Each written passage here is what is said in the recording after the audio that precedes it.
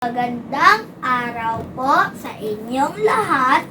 Ako po ay si Lucas Alpino Magsino Costilo ng Gate 2 Hope. Ngayon po ay magkikwento ako ng pabula, ang pagong at ang kalabaw.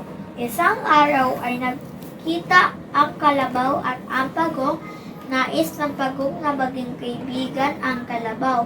Tumawa ng malakas ang kalabaw at takot siyang sinabi na, "Ha ha ha, hindi ang isang tulad mo ang nais ko maging kaibigan. Ang gusto ko ay yung kasing laki at kasing lakas ko. Hindi tulad mong lapa at maliit ay sobra pa ang kupad kong kilos." Ang pagong ay napahiya sa tinura ng palalong kalabaw. "Sobra kang mapang-api, minamaliit mo ang aking kakayahan.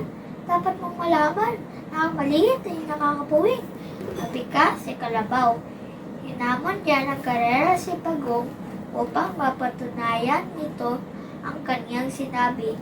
Tinanggap naman ni pagong ang hamon ni kalabaw.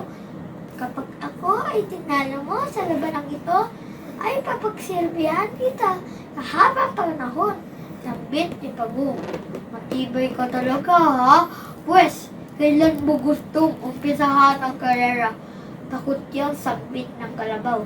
"Bukas ng umaga sa lugar din ito," ang daling sagot ng pagong. Tuwang-tuwa si kalabaw dahil sigurado na niya na matatalo niya si pagong sa karera.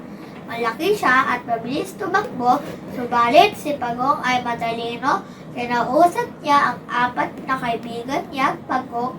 Pinapwesto niya ang mga ito sa tuktok ng bawat bundok hanggang sa ikalimang bundok.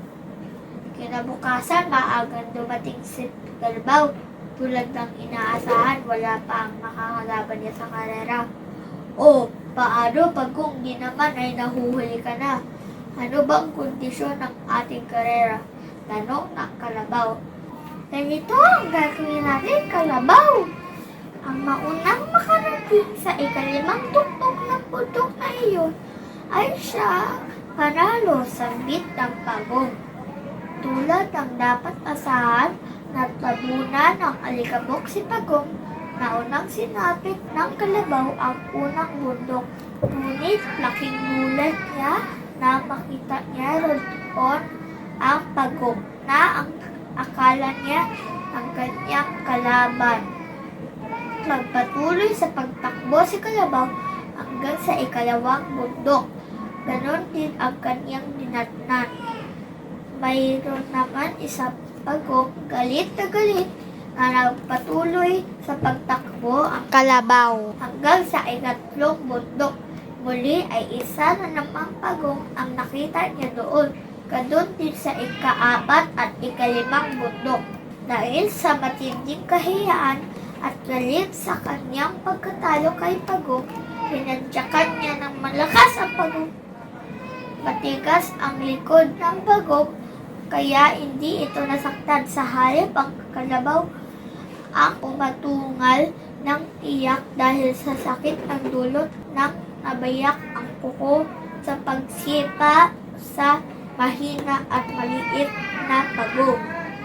Aral na natutunan: iwasan ang pagiging mayabang at huwag dayain ang kapwa upang hindi mapahamak at magsisi sa bandang huli.